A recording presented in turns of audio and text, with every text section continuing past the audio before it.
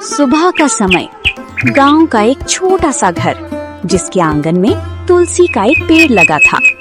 चिड़ियों की चहचहाहट के बीच घर की छोटी बहू गीता झाड़ू लगा रही थी। बड़ी बहू सीता बरामदे में बैठी चाय पी रही थी। बूढ़ी माँ तुलसी पर जल चढ़ा रही थी। सारा घर का काम मुझसे ही क्यों कराया जाता है? ना कोई मदद, ना कोई मान। मेरा तो जीना हराम कर रखा है। तू तो काम में लगी रहती है गीता, तुझे काम किए बिना चैन ही नहीं आता। आपकी तरह नहीं हूँ जो पूरे दिन बस आराम ही करना चाहती है।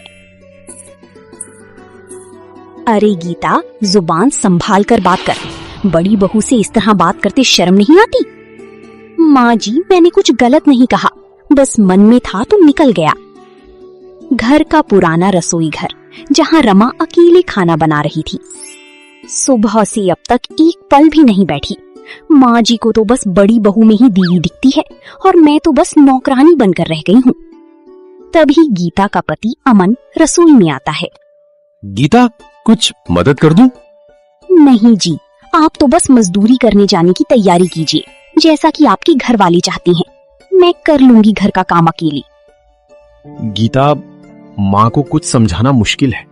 वो बचपन से ही भैया को ज्यादा मानती आई हैं और बहू के रूप में भी वो सीता को ही देखती हैं। दोपहर का समय, आंगन में माँ और सीता बैठी थी। सीता बेटी, तू तो इस घर की लक्ष्मी है। तेरे भाग्य से ही मेरे घर में पोता हुई है।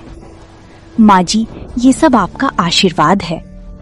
और उस गीता को देखो, वो तो बस अपनी दुनिया में मस्त रहती है। हाँ, बस खुद को ही चालाक समझती है वो। तेरे जैसे संस्कार थोड़े ही हैं उसमें। गीता दूर से सब सुन रही थी। उसकी आंखों में आंसू आ जाते हैं। रात का समय, सब खाना खा चुके थे। गीता चुपचाप बर्तन धो रही थी। गीता, तुम्हें बुरा लगा जो माँ ने कहा? देखो, मैं माँ की तरफ से माफी मांगता हूँ। नहीं अमन जी, अब तो आदत सी हो गई है, लेकिन दर्द तो होता ही है ना। गीता, हम अभी कुछ बदल तो नहीं सकते, पर मैं हमेशा तुम्हारे साथ हूँ। बहू अमन को समझा दो कि गीता को ज्यादा सिर चढ़ाना ठीक नहीं। औरतों को उनकी जगह पता होनी चाहिए। आप चिंता ना करें माँ जी, मैं सब संभाल लूंगी। सुबह का समय, गीता रोज की तरह जल्दी उठ चुकी थी और चूल्हे पर चाय चढ़ा रही थी। बाहर से माँ और सीता की हंसी की आवाज आ रही थी। मेरी तो हर सुबह एक जैसी होती है, कोई बदलाव नहीं, बस काम, ताने और तिरस्कार। क्या यही लिखा था मेरे भाग्य में? तभी गीता की सास रसोई में आती है। गीता, सीता के लिए अदरक वाली चाय बना देना, आज उसकी तबीयत थोड़ी नासाज है। मेरी भी तो रात से तबीयत ठीक नहीं है माँ जी, फिर भी आपने मुझसे कुछ नहीं पूछा। ओह, अब बीमारी के बहाने बनाने भी सीख लिए तूने? अरे सीता से कुछ सीख, जो बिना शिकायत सब करती है। गीता चुपचाप आंसू रोकते हुए चाय में अदरक डालने लगती है। उधर बड़ा भाई रवि काम से लौटता है। माँ, मैं आ गया। आ बेटा, थक गया होगा। गीता, जल्दी से पानी ला। अभी लाई माँ जी। गीता सब देख रही थी कि किस तरह बड़ी बेटी और बहू का सम्मान किया जा रहा है, लेकिन उसे कोई नहीं पूछ रहा। इसके बाद आंगन में पूरा परिवार साथ बैठता है, केवल गीता को छोड़कर। रवि बेटा, हमें अपनी पोते के लिए अच्छे स्कूल का इंतजाम करना होगा। तेरा बेटा बहुत होशियार है। हाँ माँ, कल ही शहर चलकर देखता हूँ। अरे हाँ माँ जी, हमारा गोलू तो सब में अव्वल आएगा। माँ, गीता भी तो पढ़ी लिखी है, वो भी घर के बच्चों को पढ़ा सकती है। इस बहाने कुछ कमाई हो जाएगी। हमें किसी परदेसिन की पढ़ाई की जरूरत नहीं। हमारी बहू तो सीता है, गीता तो बस बोझ है। सन्नाटा छा जाता है। गीता कलेजे पर हाथ रखकर दूर खड़ी सब सुनती है। रात का समय, अमन और गीता अपने कमरे में बात कर रहे थे। गीता, मुझे शर्म आती है कि मैं तुम्हारा पति होकर भी मैं कुछ नहीं कर पाता। ऐसा मत कहिए, आप ही तो मेरी सबसे बड़ी ताकत हैं। आप हैं तभी मैं सह पा रही हूँ। एक दिन सब बदलेगा गीता, बस थोड़ा धैर्य रखो। शाम का समय, अपने कमरे में माँ बिस्तर पर लेटी थी। आज उसके हाथ कांप रहे थे, चेहरा पीला पड़ चुका था। गीता उनके पास बैठकर उनका सिर दबा रही थी। माँ जी, आज आप बिल्कुल भी ठीक नहीं लग रही हैं। चलिए अस्पताल चलते हैं। नहीं, जरा सी थकान है। सीता से कहो तुलसी का काढ़ा बना दे। मैं बना लाती हूँ माँ जी, लेकिन मुझे लगता है अब देरी नहीं करनी चाहिए। तभी अमन कमरे में आता है। गीता ठीक कह रही है माँ, आपकी हालत ठीक नहीं है। मैं भैया को बुलाता हूँ। रवि भी बूढ़ी माँ के पास आ जाता है। क्या हुआ माँ को? रवि जी, अचानक से माँ के हाथ पैर ठंडे हो गए हैं और इन्हें सांस लेने में भी तकलीफ हो रही है। चलो देर मत करो, गाड़ी निकालो अमन, माँ को तुरंत अस्पताल ले चलते हैं। दोनों भाई माँ को लेकर अस्पताल पहुँचते हैं। अस्पताल का इमरजेंसी वार्ड। डॉक्टर माँ को स्ट्रेचर पर लेकर अंदर ले जाते हैं। दोनों भाई बाहर बेचैन खड़ी थे। गीता और सीता पास में चुपचाप बैठी थी। आप बहुत देर से लाए हैं। इनकी हालत पहले ही बहुत बिगड़ चुकी थी। इन्हें कार्डियक अटैक हुआ था। क्या मतलब डॉक्टर साहब? हमें खेद है, आपकी माँ अब इस दुनिया में नहीं रही। सन्नाटा छा जाता है। सीता रोने लगती है। गीता की आंखों से भी आंसू बहती हैं, लेकिन वो संयमित रहती है। माँ, ऐसे कैसे चली गई? मैं तो उन्हें अपने बेटे के स्कूल एडमिशन के लिए अपने साथ शहर ले जाने वाला था। माँ को कभी खुद की चिंता ही नहीं थी। वो हमेशा किसी और की चिंता में ही लगी रहती। इसके बाद दोनों भाई और गांव के कुछ बुजुर्ग मिलकर बूढ़ी माँ का अंतिम संस्कार कर देती हैं। शाम को कुएं पर गांव की औरतें आपस में बात कर रही थी। अरे तूने देखा, गीता तो उनके लिए सब कुछ करती थी, फिर भी बूढ़ी माँ ने सीता को सिर पर चढ़ा रखा था। जब भाग्य फूटे हो तो अपना भी पराया हो जाता है। अब ये सच आज तक किसी से छुपा है? घर पर अमन और गीता आपस में बातें कर रही थी। गीता, तुमने माँ को आखिरी समय तक नहीं छोड़ा। उन्होंने तुम्हारे लिए कभी कुछ अच्छा नहीं कहा, फिर भी तुम माँ को इतना अच्छा समझती हो। मैंने माँ को माँ की तरह चाहा, पर उन्होंने मुझे बेटी की तरह नहीं। फिर भी मैं अपनी इंसानियत नहीं खो सकती थी। 1 महीने बाद आंगन में दोनों भाई बैठकर माँ की जमीन जायदाद के कागज ढूंढ रहे थे। तभी एक पुरानी लोहे की पेटी से माँ की संपत्ति से जुड़े दस्तावेज निकाले गए। गीता और सीता थोड़ी दूरी पर बैठी सुन रही थीं।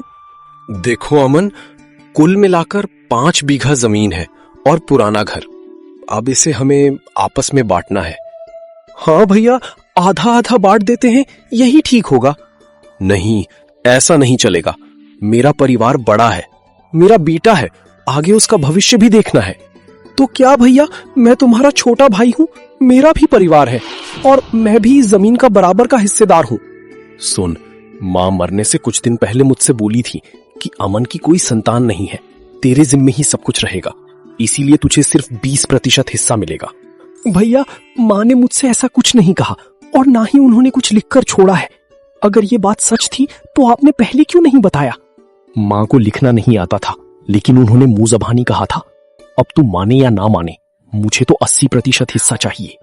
इतना सुन गीता और अमन अपने कमरे में चली जाते हैं। अब तो आप भी नहीं रही जो सच का फैसला कर सके, और आपके भैया इतने चालाक हैं कि वो आपकी कोई बात नहीं चलने देंगे। मैं झगड़ा नहीं चाहता गीता, पर अन्याय भी नहीं सह सकता। माँ के पक्षपात ने भैया को लालची बना दिया। अमन, अब फैसला तुम ही करना होगा। अन्याय सहने वाला भी उतना ही दोषी होता है जितना कि करने वाला। उधर सीता और रवि खुशी से आपस में बातें कर रहे थे। आपने सही किया जो जमीन का 80% अपने पास रखा।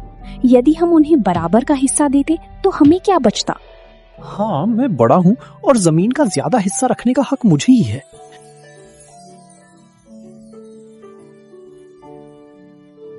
सुबह का समय। अमन और गीता अपने 20% हिस्से की छोटी सी जमीन पर खड़े थे। दोनों के हाथों में पीठ की थैली थी। सामने की ओर रवि का बड़ा खेत फैला हुआ था। गीता, जमीन भले ही कम है, लेकिन मेहनत तो हमारी सच्ची है। मैं चाहता हूं कि हम बिना किसी झगड़े के अपने हिस्से की खेती शुरू करें। कोई बात नहीं, हम इसी जमीन से शुरुआत करेंगे और खूब मेहनत करेंगे। अगर भगवान ने साथ दिया तो एक दिन हमारी जिंदगी में जरूर खुशहाली आएगी। इसके बाद दोनों मिलकर खेत की खुदाई शुरू करते हैं। वहीं दूसरी ओर रवि हल से अपनी जमीन जोत रहा था। तभी सीता पानी लेकर आई और रवि से कहने लगी, जरा देखो तो, हमारा खेत पूरा पसरा पड़ा है और उन दोनों को देखकर ऐसा लग रहा है जैसे किसी बाड़े में खेती कर रहे हैं। चिंता मत करो, माँ का आशीर्वाद है हम पर।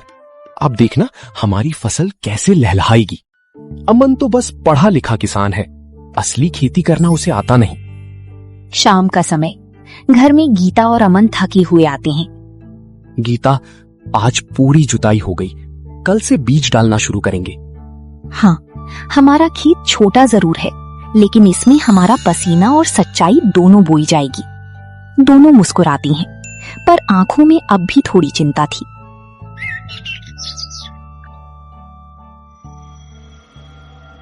अगली सुबह गांव के चबूतरे पर कुछ बुजुर्ग बातें कर रही थी। सुनो, रवि ने तो बिना पंचायत की बात माने ही ज्यादा जमीन पर कब्जा कर लिया। अमन भी जमीन कम होने के बावजूद भी खूब मेहनत कर रहा है। यही तो असली किसान की पहचान है। कुछ हफ्तों बाद दोनों खेतों में फसल उगने लगती है। रवि का खेत फैला हुआ था, लेकिन उसमें जगह जगह सूखापन था। वहीं दूसरी ओर अमन का छोटा सा खेत हरा भरा दिख रहा था।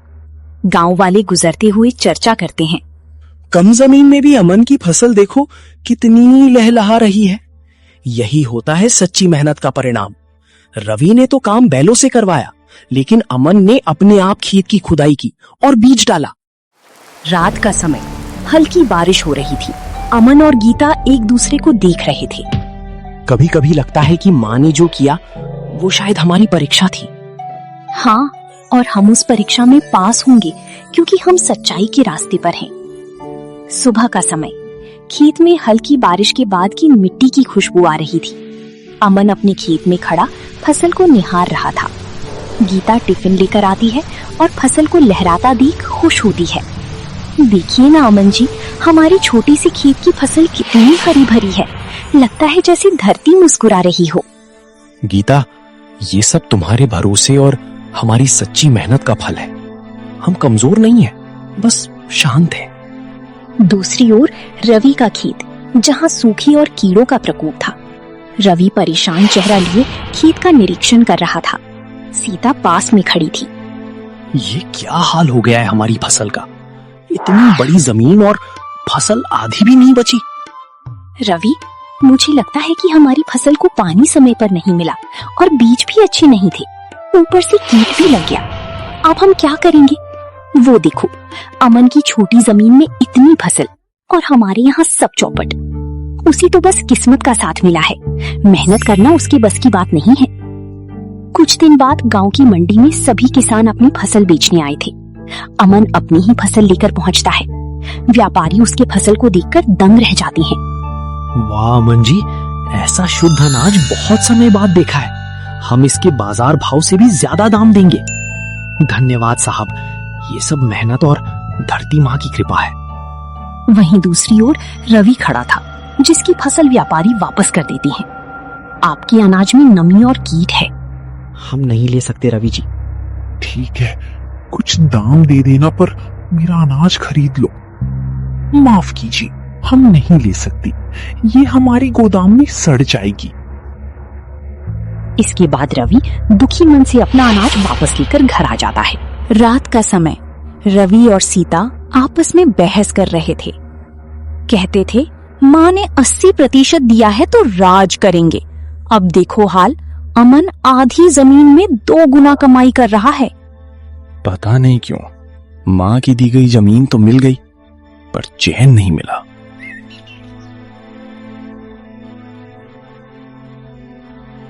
गांव के कुछ बुजुर्ग और किसान लोग पीपल के पेड़ के नीचे बैठकर बातें कर रहे थे। अरे भाई, इस बार तो अमन ने कमाल कर दिया। इतनी कम जमीन में इतनी बढ़िया धान की फसल, मानो खेत में सोना उगाया हो। सच कह रहा है अमन, हम लोगों की तो 8-8 बीघे की फसल भी उसके सामने फीकी लग रही है। लगता है उसने जैविक तरीका अपनाया, खाद भी खुद बनाई और समय पर खेत की देखभाल की। उसकी मेहनत रंग लाई। अमन भाई जैसे लोग ही गांव का नाम रोशन करते हैं। कुछ साल बाद अब अमन के पास आधुनिक ट्रैक्टर, ट्यूबवेल और एक गोदाम था। अमन ने अब कई गुना जमीन बढ़ा ली थी। गीता एक रजिस्टर में हिसाब लिख रही थी। अमन एक व्यापारी से मिलकर लौटता है। गीता, इस बार की फसल ने हमारी मेहनत को 4 गुना कर दिया। मैंने गांव के पास की 2 बीघा जमीन और ले ली है। ये तो बहुत खुशी की बात है अमन जी। ईश्वर की कृपा और आपकी मेहनत रंग लाई है। माँ के जाने के बाद हमने बहुत सहा, पर अब सब कुछ ठीक हो गया। रात का समय, घर में सन्नाटा था। रवि का बेटा खाट पर लेटा था, जो बीमारी की वजह से काफी कमजोर हो गया था। रवि और सीता उसकी ओर चिंतित निगाहों से देख रहे थे। एक कोने में दवाइयों की थैली रखी थी। रवि, दवाई की आखिरी खुराक भी दे दी। डॉक्टर कह रहा है कि ऑपरेशन जरूरी है। सीता, 2 बीघा जमीन बेच चुका हूं, अब कुछ भी बचा नहीं। ऊपर से सेठ हर दिन आकर धमकाता है। रवि का चेहरा पसीने से भीगा हुआ था और आंखें डरी हुई। रवि, मेरे पास एक रास्ता है। हम अमन से मदद मांगेंगे। क्या? अमन से? मैं उसके आगे हाथ नहीं फैलाऊंगा। रवि, अब बात अहंकार की नहीं, हमारी बेटी की जान की है। अगर आज माँ जिंदा होती तो शायद ये दिन ना देखना पड़ता। ठीक है, कल सुबह चलेंगे। जो होगा देखा जाएगा।